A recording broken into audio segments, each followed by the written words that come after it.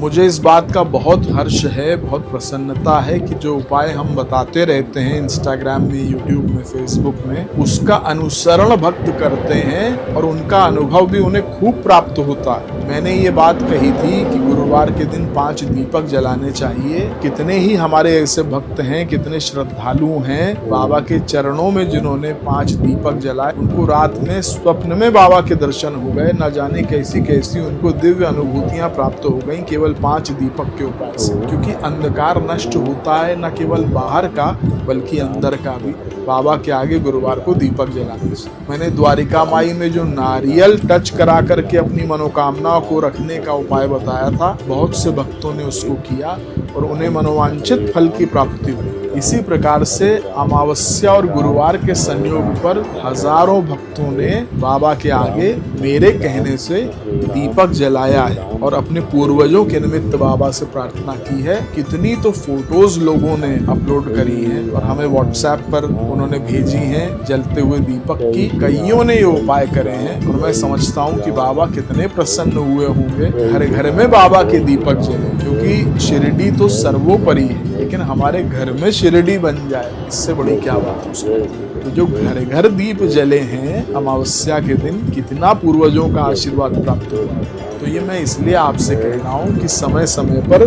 जो उपाय आपको हम बताते रहते हैं उसे किया अवश्य कीजिए, क्योंकि ये विश्वास मानिए मेरी आवाज नहीं होती है, ये समर्थ सदगुरु की इस शरीर के माध्यम से आवाज होती है। उन उपायों को तो देखो, उसमें कोई बहुत ज्यादा खर्चा नहीं होता, कोई बहुत ज्यादा समय नहीं लगता, तो करने में हर्ज क्या है, आपको खुद अनुभव प्राप्त होगा। घड़ी का हमने एक उपाय बताया था कि घड़ी बाबा के पास रख देना। किसी ने कमेंट करके, कोई बैंगलोर की भक्त हैं, उन्होंने कहा कि I did this remedy and my life completely changed. वो हमने उसको पिन किया है कमेंट को कि केवल एक घड़ी रख देने से, सोचो कोई उसमें क्या, आपका कोई ऐसा कार्य ऐसा नहीं है जो सिद्ध ना हो जाए। बाबा के पास घड़ी रख रहे हो, अपना समय तुम बाबा को दे रहे हो कि बाबा हमारा समय आप ठीक करो। तो कितना भावात्मक उपाय है ये। तो ये सभी उपाय जो आप तक पहुंचते हैं दास के माध्यम से, इन्हें अवश्य किया कीजिए, आपको अनुभव भी हो जाएगा। जय साईं नाथ।